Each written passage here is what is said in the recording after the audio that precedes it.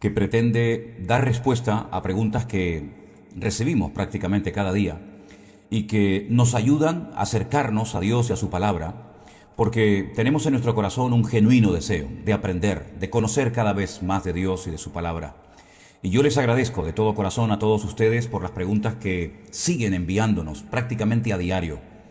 Y esto nos obliga también a nosotros a estudiar, a prepararnos, a profundizar en las Sagradas Escrituras, para, en este tiempo, que lo hemos llamado el Pastor Online, como bien saben ustedes, poder dar respuesta, pues, bíblica a esas dudas, a esas preguntas que ustedes nos formulan. No es que lo sepamos todo, ni muchísimo menos. Pero repito, esto tiene algo muy positivo, y es que nos obliga a indagar, a profundizar, a escudriñar las Escrituras. Y hoy hemos recibido, o durante estos últimos días, mejor dicho, hemos recibido preguntas muy interesantes por parte de ustedes. Vamos a ver hasta dónde podemos llegar y vamos a orar para pedir sabiduría al Señor y para que todo lo que respondamos y todo el tiempo que estemos juntos, pues podamos aprender. Un consejo, un pequeño consejo que les doy.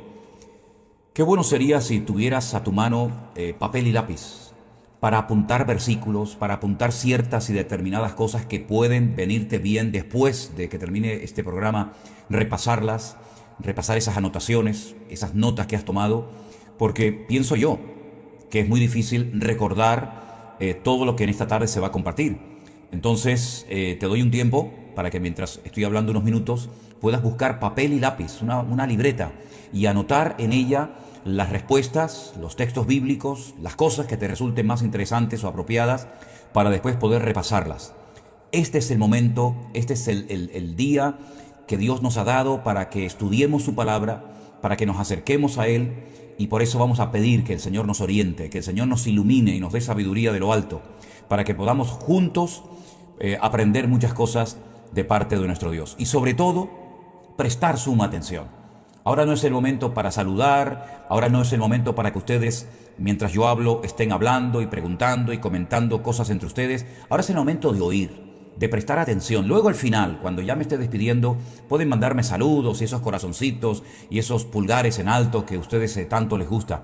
Pero yo pienso que ahora es el momento de prestar atención. Pienso que ahora es el momento de dejar de escribir, de dejar de comentar y centrarnos y prestar suma atención a lo que hoy el Señor tiene preparado para cada uno de nosotros. Así que vamos a orar, hermanos. Bendito Padre Celestial, te doy muchísimas gracias por este privilegio que nos das una vez más, una semana más, de poder estar aquí en directo a esta hora de la tarde, a esta hora del día, para dar respuesta a tantas preguntas que solemos recibir, Señor, prácticamente a diario. Señor, dependemos de ti, danos sabiduría de lo alto, para que podamos ayudar a los hermanos que nos preguntan cosas de tu palabra. Nos ponemos en tus manos y pedimos que bendigas todo el tiempo que estaremos aquí, en el nombre de Jesús. Amén y amén. Sé que nos escuchan y nos ven desde muchos lugares. Comprueben la hora que tienen en este momento en su país, para que sepan que todos los lunes a esta hora, a las 6 en punto de la tarde, aunque ya pasan algunos minutos, estaremos aquí siempre. Ya lo venimos haciendo desde el año pasado y ya se ha convertido, digamos, en algo habitual, que una vez a la semana hagamos un alto en el camino para estudiar juntos la palabra de Dios. Y voy a dar respuesta a la primera pregunta que hemos recibido por parte de Lorena. Ella dice que leyendo y queriendo aprender cada día más de la palabra de Dios, ha llegado a ese pasaje de Romanos capítulo 3, desde el versículo 1 al versículo 8. Y ella pregunta, ¿Pablo está hablando de la ley? Porque no entiendo nada, dice. Bueno, vamos a ver, el capítulo 3 de la carta de Pablo a los romanos, que dicho sea de paso, la carta de Pablo a los romanos es una carta muy interesante y que contiene enseñanzas muy profundas, y además hay que conocer mucho y bien el Antiguo Testamento para poder entender muchas de las cosas que Pablo está hablando aquí, porque sus destinatarios, aunque la carta se llama la carta de Pablo a los romanos, realmente le estaba escribiendo a los judíos de la iglesia de Roma. La mayoría de los hermanos que se congregaban en esa congregación eran judíos. Muchos de ellos, dice algunos comentarios, que se habían convertido durante el día de Pentecostés en Jerusalén. Por lo tanto, eran conocedores de las Sagradas Escrituras. Ellos conocían perfectamente las Escrituras del Antiguo Testamento. Y por eso Pablo toca temas que, a menos que se conozca el Antiguo Testamento, va a ser muy difícil poder entender ciertas y determinadas cosas. Porque habla de personajes, uno de ellos, por ejemplo, Abraham y otros, que si no conoces la vida la trayectoria de esos grandes hombres de Dios, pues te vas a enterar poco o prácticamente nada de lo que Pablo está tratando de compartir. El capítulo 3 de la carta de Pablo a los romanos está encajado, si me permiten la expresión, dentro de otro capítulo, el capítulo 2. Pablo viene desarrollando un tema. Pablo está tocando diferentes temas, hablando de diferentes cosas, la ley, los judíos, los privilegios que tuvieron, la circuncisión, etcétera, etcétera. Y el capítulo 3, si ustedes observan en su Biblia, que espero que la tengan abierta por Romanos capítulo 3, encima del capítulo 3 no se ha puesto ningún título, porque realmente el tema que viene tratando Pablo lo viene exponiendo, lo viene desarrollando desde el capítulo 2. Pablo está hablando acerca de la ley, la finalidad que tenía la ley, los objetivos que tenía la ley de Moisés. Y él está tocando diferentes temas. Por ejemplo, una de las cosas que él habla es acerca de la circuncisión, la verdadera circuncisión, no la que se hace en carne, sino la del corazón, ¿verdad? Y Pablo está desarrollando unos temas muy interesantes para llevar a su audiencia y a los lectores de su carta en el futuro al terreno de que la ley tenía unos objetivos. El principal era mentalizar, preparar al pueblo de Israel para que cuando llegara el Mesías, él, que sería el único ser humano en toda la historia de la humanidad que cumpliría con todas las exigencias de la ley, pudieran reconocer que la ley no era una meta, un objetivo a alcanzar, sino un medio para llegar a Cristo. Porque la ley, la Torá, que son los primeros 5 libros de la Biblia, Génesis, Éxodo, Levítico, Números y Deuteronomio, sin Cristo está vacía. ¿A dónde apunta la ley? ¿Cuál es el objetivo de la ley? Llevarnos a Cristo, que es el objetivo, la estación, permítame la palabra, final de la ley. Todos los sacrificios, el tabernáculo, todo lo que recibieron durante el periodo en el desierto, todo eso apunta a Cristo. Nadie podía cumplir esa ley, porque es una ley perfecta, una ley que expresa el corazón de Dios para ese momento, para el pueblo de Israel, y la ley, repito, no era una meta, era un medio para poder alcanzar unos objetivos. Ahora bien, usted dice que no entiende lo que Pablo está tratando ahí. Bueno, es que yo lo acabo de decir, es que hay que conocer muy bien el Antiguo Testamento para poder entender lo que Pablo está desarrollando en ese pasaje. Por ejemplo, cuando él dice en el capítulo 3, verso 1, ¿qué ventaja tiene pues el judío? ¿O qué aprovecha la circuncisión? Son 2 preguntas. Dice, mucho. En todas maneras, primero, ciertamente porque les ha sido confiada la palabra de Dios. ¿Quién recibió la palabra de Dios? ¿Los filisteos? ¿Los jebuseos? ¿Los amonitas? No, la recibió el pueblo de Israel. Y ellos la conservaron, la transmitieron de generación en generación, ¿verdad? Y le estaremos eternamente agradecidos al pueblo de Israel porque ellos recibieron la palabra y la transmitieron y ha llegado hasta nuestros días. Y gracias a Dios, que además tenemos la bendición y el privilegio de poder leerla en nuestro idioma principal, ¿no? Entonces dice, ¿por qué entonces algunos de ellos han sido incrédulos? Si tenían la palabra prácticamente desde la cuna, la están oyendo, ¿cómo a la hora de la verdad, cuando tenían que haber reconocido a Cristo como el verdadero Mesías y no como un falso Mesías, cómo es que algunos no creyeron? Y entonces Pablo dice, su incredulidad ha hecho nula la fidelidad de Dios en absoluto. Ninguna actitud por parte del ser humano, sea judío o no, anula la fidelidad de Dios. Dios seguirá siendo Dios con Israel o sin Israel, con iglesia o sin iglesia. Yo lo he dicho muchas veces, puede sonar fuerte, pero es así. Dios a nosotros no nos necesita para nada. Nosotros a Él para todo.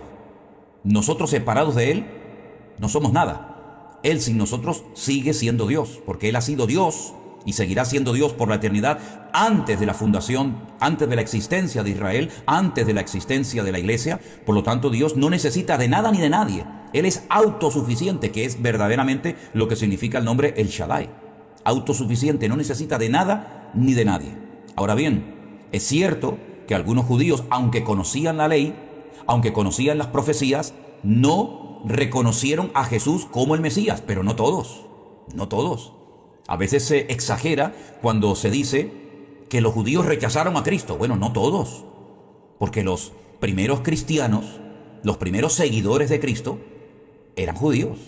Los pastores, los apóstoles, los que divulgaron el Evangelio, eran judíos. Así que eso de que todo el pueblo de Israel rechazó a Cristo no es cierto. Parte del pueblo de Israel rechazó a Cristo, la mayoría de ellos religiosos, pero tenemos, por ejemplo, a personajes muy importantes que a algunos no les cae muy bien Pablo, porque claro, lógicamente Pablo era un rabino judío, un experto en la Torá, un experto en la ley, y que se convierta un rabino judío y que le diga a los judíos que se tienen que ellos que convertir y seguir a Cristo, pues no le hace mucha gracia hoy en día a algunos que están empeñados en guardar la ley, olvidando que la ley, el objetivo es Cristo, ¿verdad? Cristo no nos lleva a la ley, pero la ley sí nos lleva a Cristo. Esa es la pura realidad. El cristiano no tiene que volver a la ley, pero el que está única y exclusivamente en el estricto cumplimiento de la ley, sí tiene que ir al Mesías, sí tiene que ir a Cristo, ¿sí? Por lo tanto, este capítulo 3, repito, está dentro del capítulo 2 que viene desarrollando el tema de la ley, el tema de los privilegios que tuvo el pueblo de Israel, pero privilegios que le hacen responsables. Porque al que mucho se le da, ustedes saben que la Biblia dice que también mucho se le demandará. Por lo tanto, el judío tuvo muchos privilegios, vio muchos milagros, pueden decir que fueron el pueblo escogido de Dios, pero a algunos les sirvió de muy poco o de nada. Porque de nada sirve todos esos privilegios si a la hora de la verdad, al que tienes que creer y aceptar y seguir y obedecer, que es a Cristo, no lo sigues. Por lo tanto, como dice la Biblia, el que no tiene al Hijo, no tiene al Padre. Y el que tiene al Padre, obligatoriamente tiene que tener al Hijo. Por consiguiente, el tema de la carta de Pablo a los romanos es llevar a los destinatarios, la mayoría de ellos judíos, a la realidad y al conocimiento de que la ley, el objetivo final es que conozcamos y reconozcamos a Jesús como el verdadero Mesías. Ese es el objetivo prioritario de la ley. Todo lo demás es secundario. Además, otra cosa muy importante, sin el Nuevo Testamento, la ley está vacía. Es como si plantas una semilla y crece un árbol, pero no termina nunca de dar fruto. El fruto que produjo todo aquello es la iglesia. Los gentiles convirtiéndose al Dios de Israel y siendo luz a las naciones. Ese es el objetivo fundamental de toda la historia, milagros y acciones y actuaciones de Dios en lo que llamamos el Antiguo Testamento. Bueno, si quieren, vamos avanzando porque hay otras preguntas que también nos va a llevar un tiempo desarrollarlas y explicarlas bien. Hay una hermana que pregunta o quiere saber qué es lo que significa Jeremías capítulo 31, versículo 22. Vamos a leerlo. Jeremías capítulo 31, versículo 22, y dice así la palabra de Dios. ¿Hasta cuándo andarás errante, oh hija contumaz? Porque Jehová creará una cosa nueva sobre la tierra. Y dice, la mujer rodeará al varón. Me imagino, Xiomara, que lo que quiere saber es qué significa, ¿no? ¿Qué aplicación tiene eso de que la mujer rodeará al varón? Vuelvo otra vez a decir algo parecido a lo que acabo de decir con Romanos capítulo 3. El capítulo 31 del profeta Jeremías arranca el desarrollo de todo lo que está tratando de explicar y de compartir el profeta Jeremías, arranca en el capítulo 30. Y si te fijas, en el capítulo 30 se le está hablando a los cautivos que volverán del destierro. Cuando estuvieron en Babilonia se les promete que retornarán. Y muchos de ellos no volvieron porque lógicamente murieron. El cautiverio en Babilonia no duró una semana, ni un día, ni dos, sino 70 largos años. Y muchos de ellos que fueron llevados, deportados a Babilonia, lógicamente no volvieron. Otros nacieron en el cautiverio y no conocían Jerusalén. No conocían aquellas cosas que habían ocurrido en Jerusalén, en el templo. Las oían de sus padres, de sus antepasados, pero no las vivieron en carne propia. Y otros no quisieron volver nunca a Jerusalén. Se quedaron en Babilonia viviendo. Y allí echaron raíces. Y bueno, esto sería otro tema. Ahora bien, a lo largo del capítulo 30 y 31 del profeta Jeremías, Dios viene diciendo que van a producirse en el futuro una serie de cambios. Uno de los más importantes es que dejarían de ser cautivos en un país extranjero como Babilonia y volverían otra vez a su tierra. Otra vez volverían a reconstruir el templo, las murallas, otra vez el sistema de sacrificios, etcétera, etcétera. Y una de las cosas que choca en toda esa historia, en todos esos cambios que se van a llevar a cabo en la vida de los miles y miles de cautivos que volverán otra vez a su país, es lo que hemos leído en esta noche en Jeremías 31, 22. La mujer rodeará al varón. La semana pasada creo recordar que yo dije que a veces es bueno ver lo que dicen otras versiones de la Biblia para comparar si lo que no entiendo en una versión, como por ejemplo esta que acabo de leer, que es la versión Reina Valera 1960, lo que no entiendo en ella lo puedo entender en otra versión. Y permítame compartirles una versión del mismo versículo de la Biblia, pero en otra versión de la Biblia, que en vez de decir la mujer rodeará al varón, dice una mujer cortejará a un varón. Ya cambia un poco, ¿verdad? No es lo mismo rodear a un varón que cortejar a un varón. Ahora, lógicamente no nos queda más remedio que analizar el texto en el idioma original. Y tengo aquí, delante de mí, en mis anotaciones, todo el versículo 22 de Jeremías 31 en hebreo, y fui analizando y estudiando palabra por palabra. Analicemos la frase que dice la mujer rodeará al varón. La frase en hebreo diría Nekevá tesovev gaver. Repito, Nekevá tesovev, terminado en B, gaver. Eso es lo que dice el texto original. Lo anterior a esa frase se entiende perfectamente. Varias personalidades, varios eruditos de la Biblia, como fueron por ejemplo Cipriano, Agustín, Jerónimo, etc., ellos entendieron que en este texto se hacía una referencia a la encarnación de Cristo por medio de la Virgen María. Pero con todos mis respetos hacia estos personajes, estaban totalmente equivocados, porque aquí no aparece la Virgen María por ninguna parte. Por lo tanto, la explicación que dieron en su generación, en su época, es totalmente equivocada. Porque la palabra nekevá, que es la que en este versículo se traduce por la palabra mujer, en ningún momento nekevá en hebreo significa virgen. No significa virgen. Por lo tanto, no vamos a meter la virgen donde no está. Por otra parte, el verbo rodear, que es el verbo hebreo sabá, pone a un lado la idea de concebir. No tiene nada que ver concebir, ni tiene nada que ver María, ni tiene nada que ver una virgen. Por lo tanto, tenemos que ir descartando explicaciones al texto que se han dado erróneamente a lo largo de la historia. La referencia a vírgenes, que se da por ejemplo en el versículo 4, podemos ver que esa virgen que se menciona en el versículo 4, permítame que se lo lea, estamos en Jeremías capítulo 31, versículo 4, aún te edificaré y serás edificada, oh Virgen de Jerusalén, de Israel, oh Virgen de Israel. Todavía serás adornada con tus panderos y saldrás en alegres danzas. Cuando se menciona la palabra virgen en ese versículo, está hablando de Israel, no está hablando de la Virgen María. Ahora, en el contexto del capítulo 31 de Jeremías, se está hablando de Israel, del pueblo de Israel, y para hacer una correcta exégesis, es decir, para poder extraer el significado profundo, genuino y real del texto, tenemos que analizar el significado de las palabras. Si no aparece ni la palabra virgen, ni la palabra concebir, nada que ver en esta palabra nekevá, que significa, repito, mujer. Ahora bien, se habla de una mujer, no de un individuo, no de una persona, ni de un hombre ni de una mujer, sino de un colectivo, ¿verdad? Por lo tanto, tenemos que partir de la base de que se habla de una relación nueva y fresca, una relación de proximidad que Israel tendrá con su marido, con su Dios. De eso es lo que está hablando el texto, ¿verdad? La mujer, que es Israel, va a entrar en una relación de intimidad con su marido, que es el pueblo de Israel. Es diciendo la Virgen de Israel, mi amada, mi novia, mi esposa, Israel, como se le llama en el Antiguo Testamento al pueblo de Israel, que me ha sido infiel y que por eso la he llevado al cautiverio, volverá a mí y me rodeará y estará junto a mi corazón.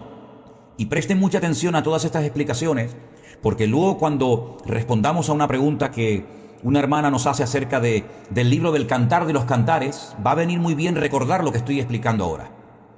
Entonces Israel volvería del cautiverio y se acercaría a Dios y tendría una relación de más intimidad y de más comunión con con su Dios. Entonces, el contexto de Jeremías capítulo 31 habla acerca de Israel, de cómo volvería otra vez a estar cerca, porque realmente la traducción más correcta no sería que la mujer cortejará al hombre, sino que la mujer, Israel, se acercará, rodeará, abrazará, ¿verdad? Tendrá comunión con el varón, y en este caso el varón representa a Dios, la comunión de la iglesia, perdón, de Israel con su amado, con su Señor. Y ahí es donde yo quiero hacer un pequeño alto en el camino, después de dar una breve explicación sobre este texto.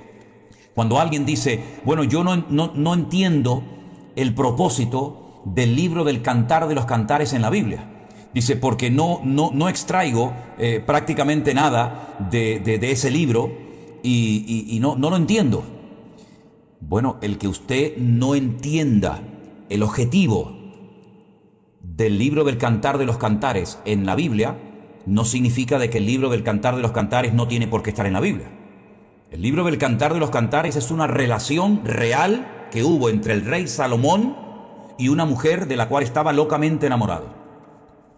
Es el relato de una relación de amor genuino y verdadero entre Salomón, el amado, y la Sulamita, que en este caso es la amada. Ahora, solamente el libro del Cantar de los Cantares nos relata el amor apasionado de Salomón con aquella mujer. ¿Solamente es eso? ¿Es como una especie de novela rosa? No, es mucho más que eso. Detrás del relato superficial del Cantar de los Cantares, tenemos que ver que ese libro representa, simboliza un amor entre un Dios locamente enamorado de un pueblo que en aquel momento era el pueblo de Israel, pero que a lo largo de la historia, el pueblo de Israel, digamos, no sería un pueblo, digamos, el único que sería ese pueblo amado por Dios, sino que nosotros, como dice la Biblia, le dice el Señor a los gentiles, vosotros que no erais pueblo, ahora sois pueblo de Dios, real sacerdocio, nación santa, pueblo adquirido por Dios, para que anunciéis las virtudes de aquel que os llamó de las tinieblas a su luz admirable. Este es el objetivo fundamental del libro del Cantar de los Cantares. Es el relato real de un amor de un rey con una mujer, ¿verdad? Relata de una forma en un estilo muy poético, poesía hebrea, y habla del pelo, habla del cuerpo, habla de los ojos, habla de los labios, habla del amor que este hombre siente por esta mujer, del amor que esta mujer siente por él, de los problemas que a veces ha habido, de cómo ella no le abre la puerta al amado cuando el amado quiere entrar y quiere tener comunión con ella, y ella le presenta la excusa de que cómo me voy a levantar a abrirte la puerta si me acabo de lavar los pies, y entonces se da cuenta, se percata del error terrible que ha cometido de rechazar al llamado de su amado, y entonces cuando sale y abre la puerta, pues se da cuenta de que el amado ya no está, lo ha perdido. Como hay un momento en la historia en el que el pueblo de Israel perdió la presencia de Dios, y la gloria de Dios se fue del templo, y el pueblo de Israel quedó pues como esta mujer del libro del Cantar de los Cantares, desesperada, enferma de amor, como dice el libro, y entonces la mujer busca desesperadamente, y ahí enganchamos esa búsqueda desesperada de la amada del Cantar de los Cantares con Jeremías capítulo 31 verso 32, donde dice que la mujer rodeará al varón. Israel volverá desesperadamente a querer tener amor, a querer tener relación con su amado, y eso lo queremos unir, ¿verdad? Para demostrar que la amada, que en este caso era el pueblo de Israel, pues va a llegar un momento en el que Israel va a reconocer sí o sí que su amado es el Mesías, y el Mesías ya vino y murió por toda la raza humana, incluido gentiles, incluido personas del pueblo de Israel. Por lo tanto, no adoramos a la Torá, no adoramos a la ley, sino adoramos al Dios de la palabra. La palabra nos lleva a Dios y Dios nos lleva a su palabra, pero al Señor tu Dios adorarás y a Él solo servirás. No adoramos la Biblia, adoramos al Dios de la Biblia. Por lo tanto, es muy importante que nos demos cuenta de que estos tiempos de refrigerio, de renovación espiritual, yo doy mi opinión y creo que también tengo derecho a darla, yo creo que ya han comenzado. Sinceramente, yo creo que desde el año pasado Cuando comenzamos a vivir una vida diferente, hemos comenzado a tener una relación con Dios diferente. Y son miles, sí, hermanos, no exagero, miles de hermanos en todas partes del mundo, en muchas naciones de la tierra, que estaban fríos, que ya no se querían congregar, que salieron heridos y humillados de muchas congregaciones, que ya no tenían una iglesia cerca de su zona o de su ciudad o de su lugar donde habitan y viven de sana doctrina, y en medio de esta pandemia y con programas como este y seguramente otros más, pues han vuelto a sentir pasión por el Evangelio y amor por la palabra de Dios y deseo de aprender del Señor. Y para mí es un motivo de una alegría tremenda, y nunca olvidaré, nunca en mi vida podré olvidar todo lo que Dios ha estado haciendo y continúa haciéndolo. Porque evidentemente no vamos a vivir eternamente y para siempre, por lo menos aquí en la tierra, ¿no? Pero sabemos que durante este tiempo muchos de ustedes que estaban, y no se enfaden ni se molesten conmigo, pero estaban fríos, estaban apartados de los caminos del Señor, estaban ahí como mueble viejo que no sabían ni dónde meterse y no confiaban ya en pastores, ni en iglesias, ni en nada, ni en nadie. Ha vuelto a despertarse en el corazón de muchos de ustedes, gloria a Dios, un amor y una pasión por Cristo que no tiene límites.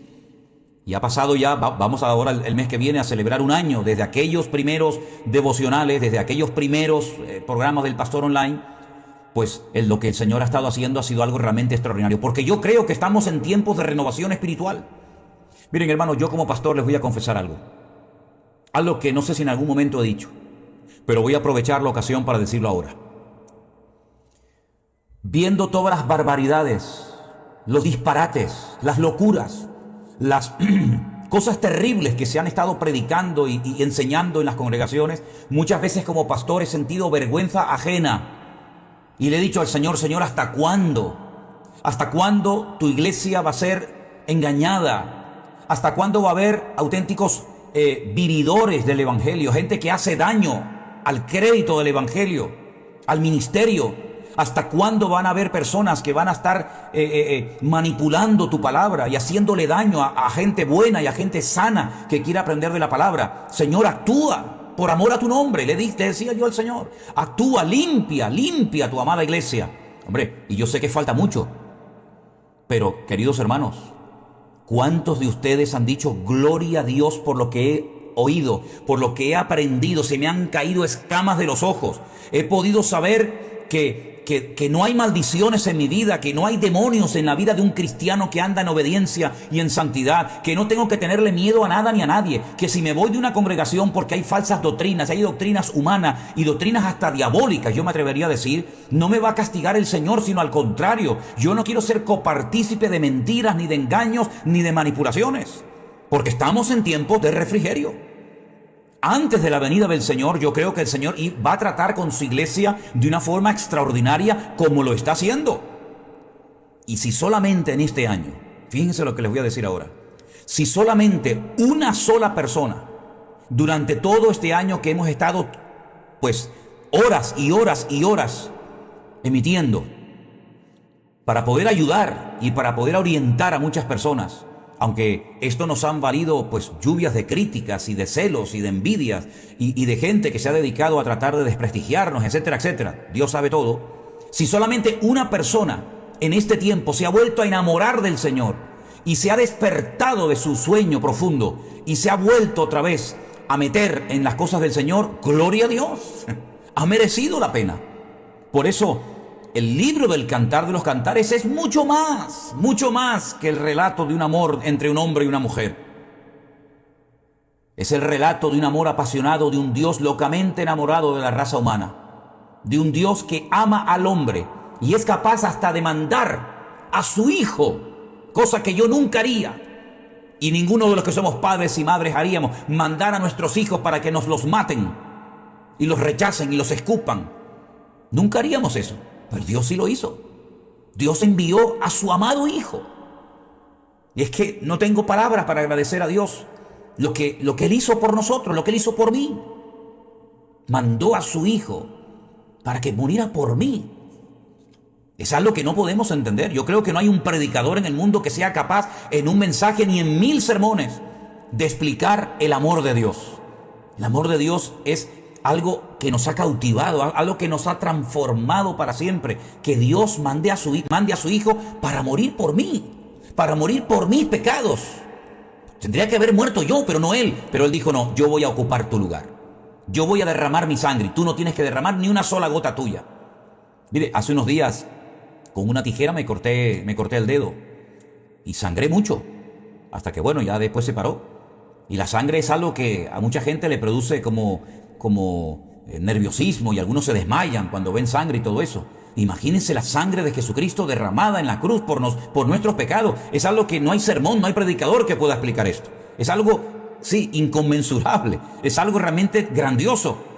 Y por eso la hermana que preguntaba o decía, yo no entiendo, no sé qué objetivo tiene el libro del Cantar de los Cantares, pues explicarnos de una forma muy objetiva, a través de un amor humano, el amor divino, para que podamos entender que Dios va en serio y que Dios es amor y lo demostró.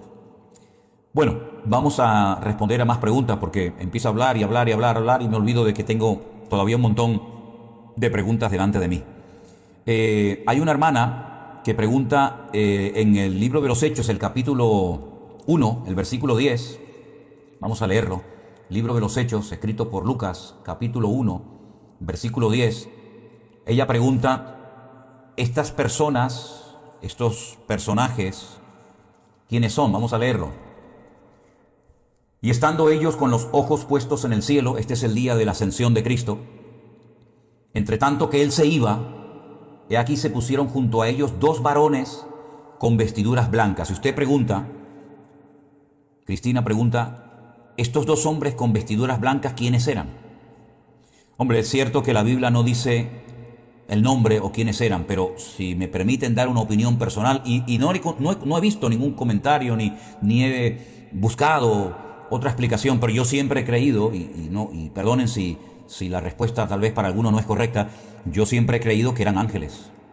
Yo siempre he creído que en el momento de la ascensión hubieron ángeles, y estos dos varones con vestiduras blancas puede ser que fueran ángeles y fueran los que hablaran con los discípulos diciéndoles, no os preocupéis, que este mismo que se ha ido al cielo es el mismo que también vendrá como lo habéis visto ir. Así que la respuesta yo creo que son ángeles que estuvieron en ese momento en el día de la ascensión de nuestro Señor Jesucristo. Y luego hay una pregunta también muy interesante que hace Ariane. Pregunta en el versículo de Mateo 2:23, y yo me hice una vez esta pregunta, así que me llamó la atención de que alguien preguntara algo que a mí en su momento también no digo que me preocupaba, pero sí intenté encontrar una explicación. En Mateo capítulo 2, versículo 23 dice, y vino y habitó, esto es cuando regresan de Egipto sus padres y se van a vivir a Nazaret, al pueblo de Nazaret. Dice que vino y habitó en la ciudad que se llama Nazaret, para que se cumpliese lo dicho por los profetas. Por lo menos en la versión Reina Valera del 60 lo pone en plural, por los profetas, que habría de ser llamado Nazareno. Yo no sé lo que tenía en mente, lógicamente no lo puedo saber lo que tenía en mente Mateo cuando escribió y dijo esto. Pero los profetas, en plural, no dijeron, no hablaron de que él sería llamado Nazareno, porque viviría en Nazaret. Ya explicamos el otro día la diferencia entre Nazareo, que era aquel hombre que hacía un voto, ¿se acuerdan? Cuando hablamos de Sansón, y Nazareno, que es un habitante, una persona de la localidad, de la población de Nazaret. Ahora bien, si se fijan ustedes en su Biblia, estoy leyendo en Mateo 2:23, hay una cita a pie de página que es Isaías 11:1. Y claro, cuando uno lee Isaías capítulo 11, versículo 1, a mí por lo menos me pasó que digo, bueno, ¿y qué relación tiene lo que dice Mateo, que Jesús sería llamado Nazareno, con Isaías 11:1? Porque dice, saldrá una vara del tronco de Isaí era el padre del rey David, un vástago retoñará de sus raíces.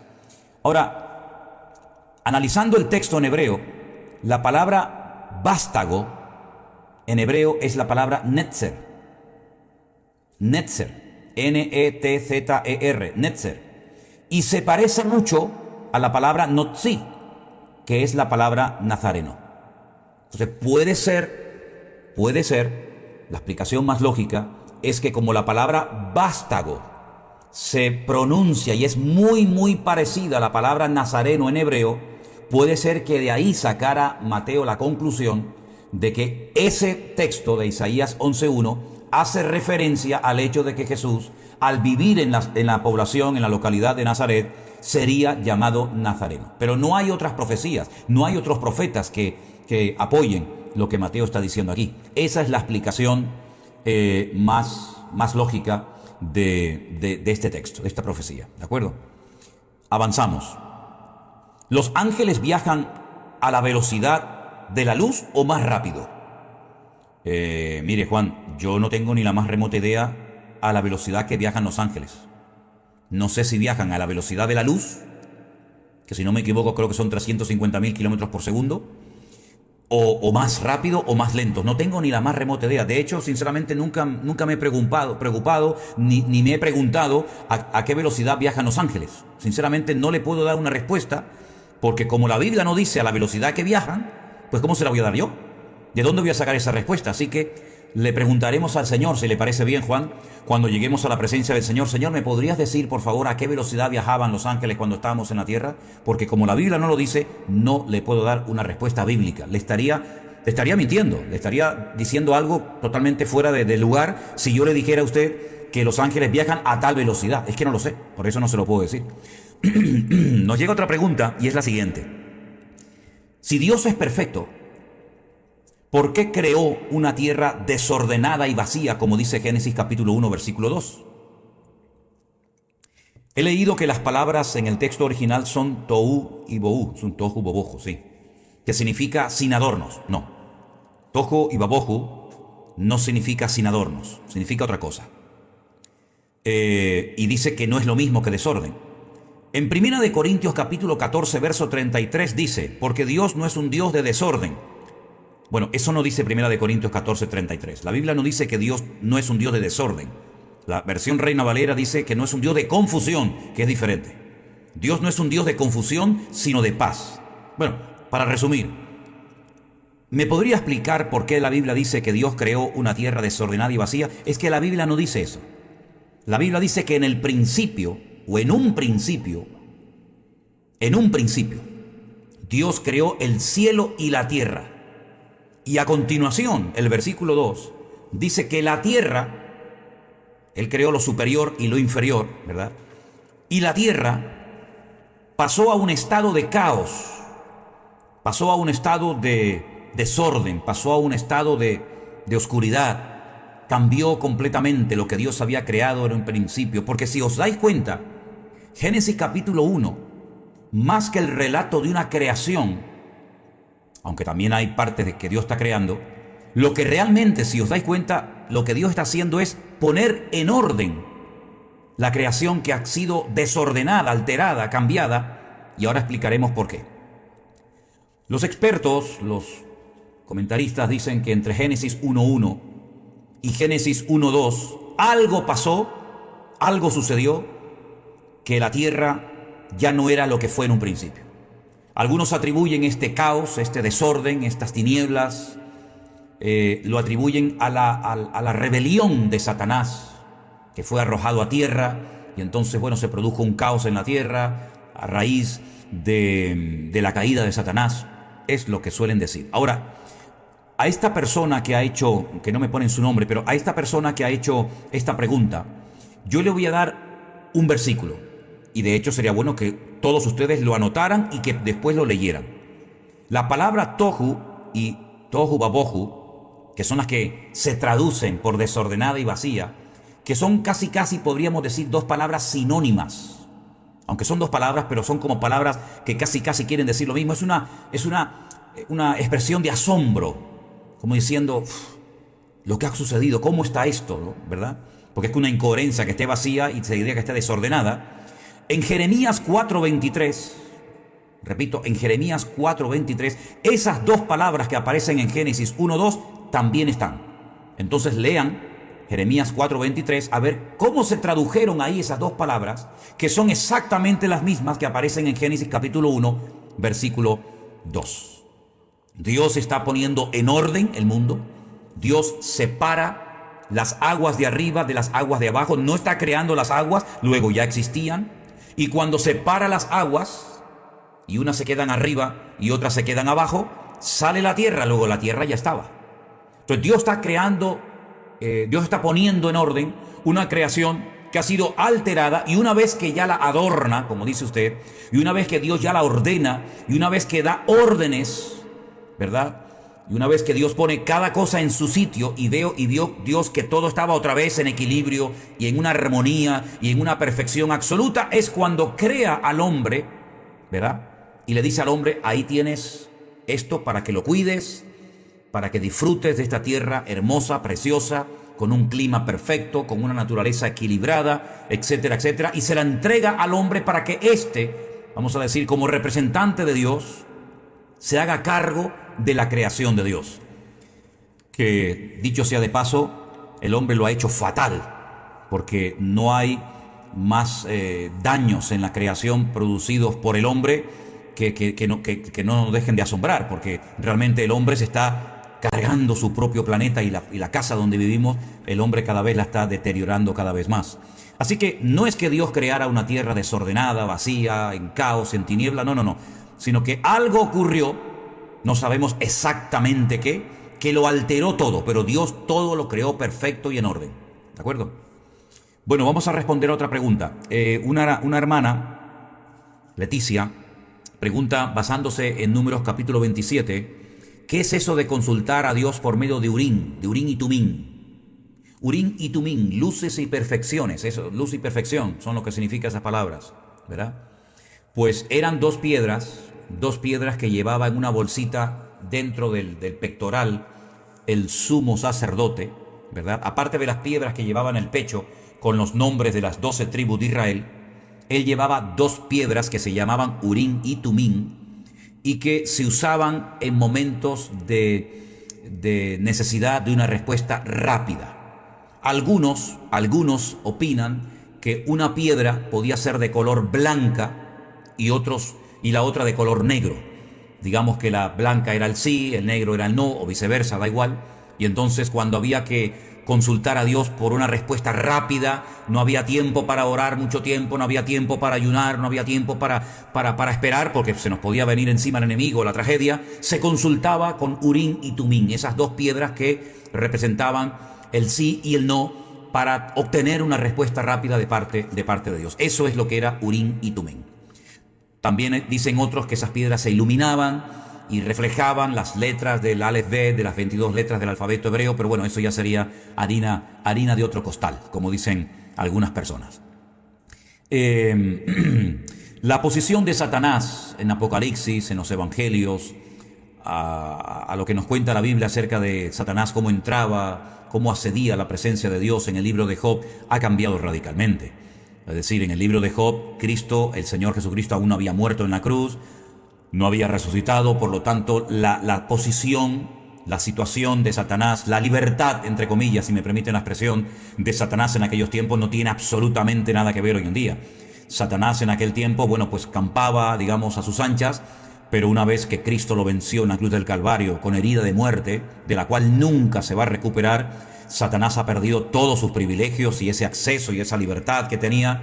Es un ser caído, es un ser derrotado, es un ser que goza de libertad condicional, pero es un ser que está totalmente vencido, y la victoria de Cristo nos la ha, delegado el Señor a nosotros, de tal manera que ya no somos víctimas del enemigo, ni de sus tentaciones, ni de sus maquinaciones, ni de sus artimañas, porque ahora el que está en nosotros es mayor que el enemigo, y por lo tanto, él está totalmente derrotado y vencido.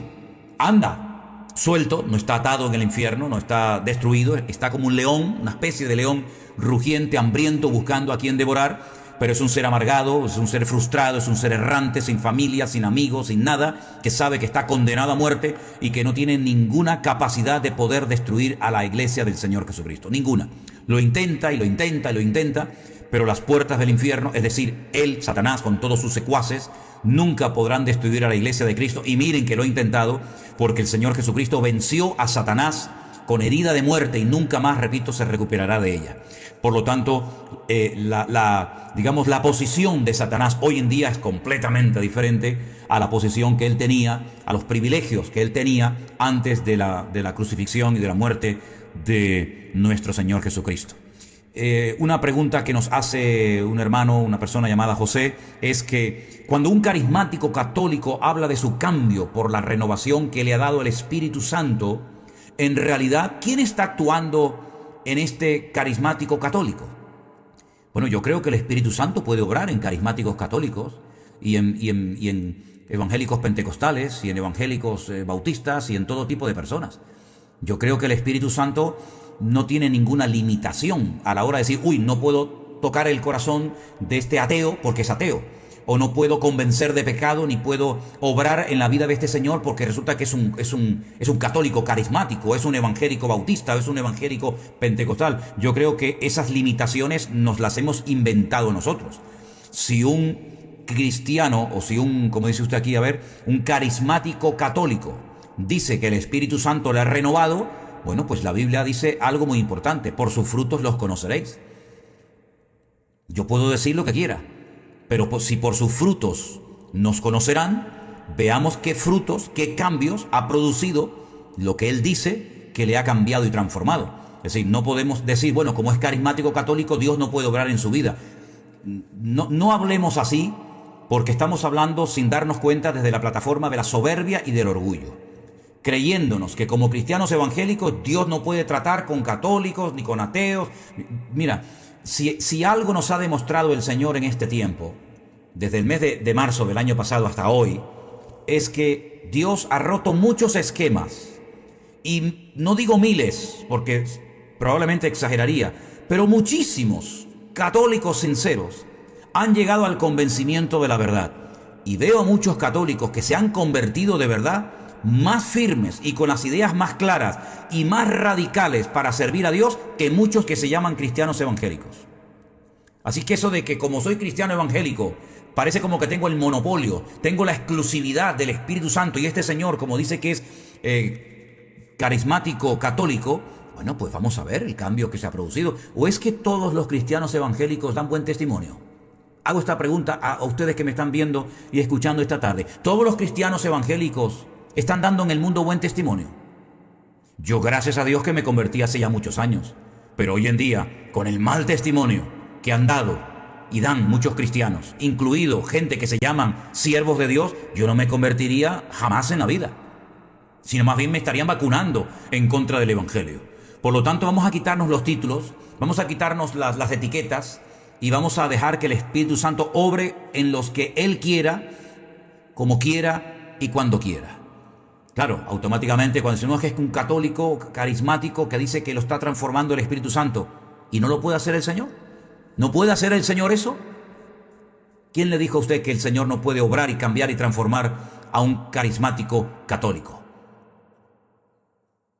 No puede convertirse, no puede cambiar, no puede dejar la idolatría, no puede dejar de adorar imágenes. No dan testimonio, claro, no dan testimonio. ¿Quién no dan testimonio? ¿Los católicos o los evangélicos o el ser humano? Porque a la hora de dar testimonio, aquí no se trata de ser una cosa o de ser otra. Aquí se trata de que como hijos de Dios tenemos que dar un testimonio.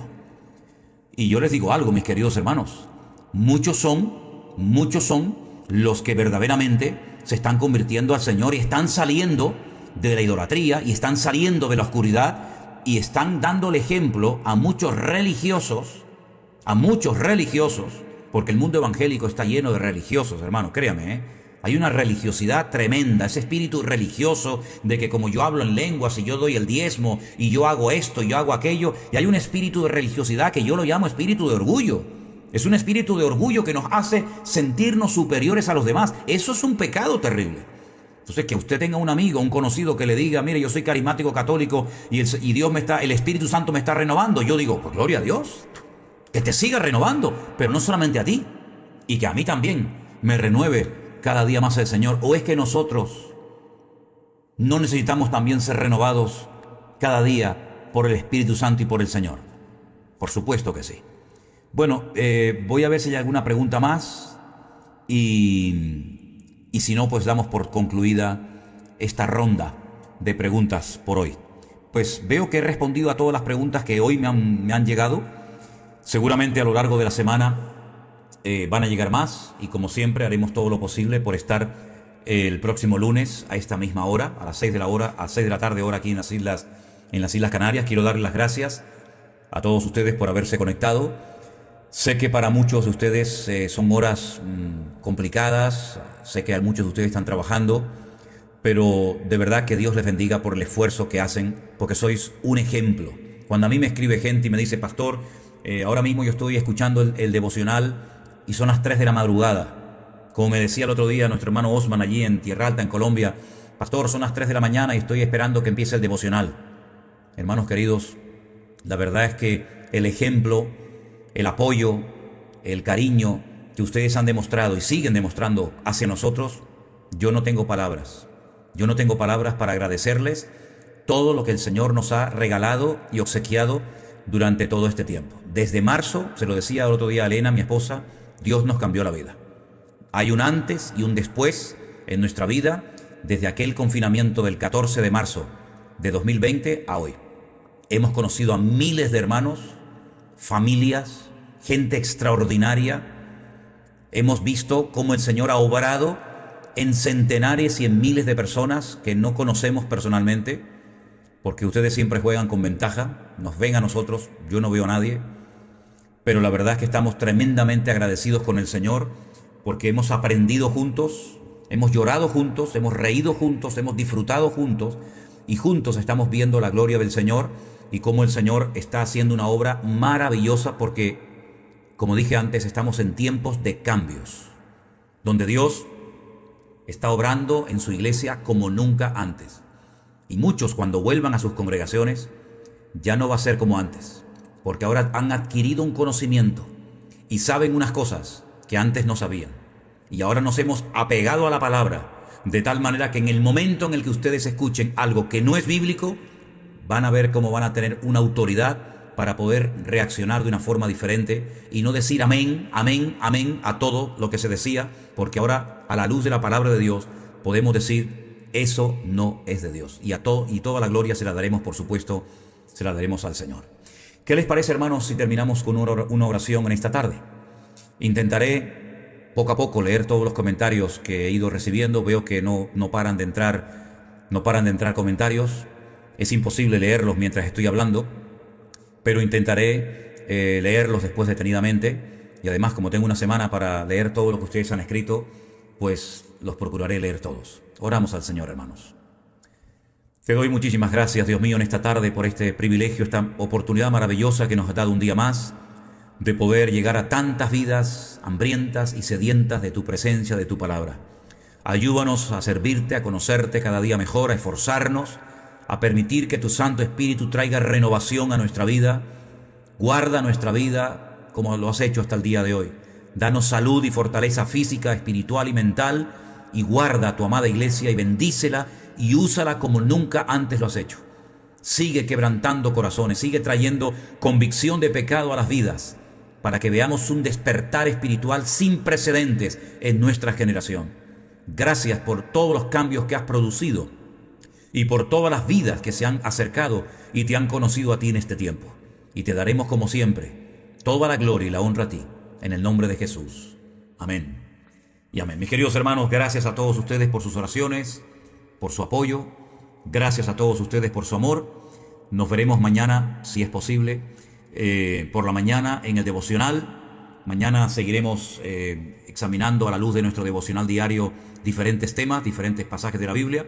Que el Señor les bendiga, que Él nos guarde y que tengan todos una buena tarde. Bendiciones, hermanos.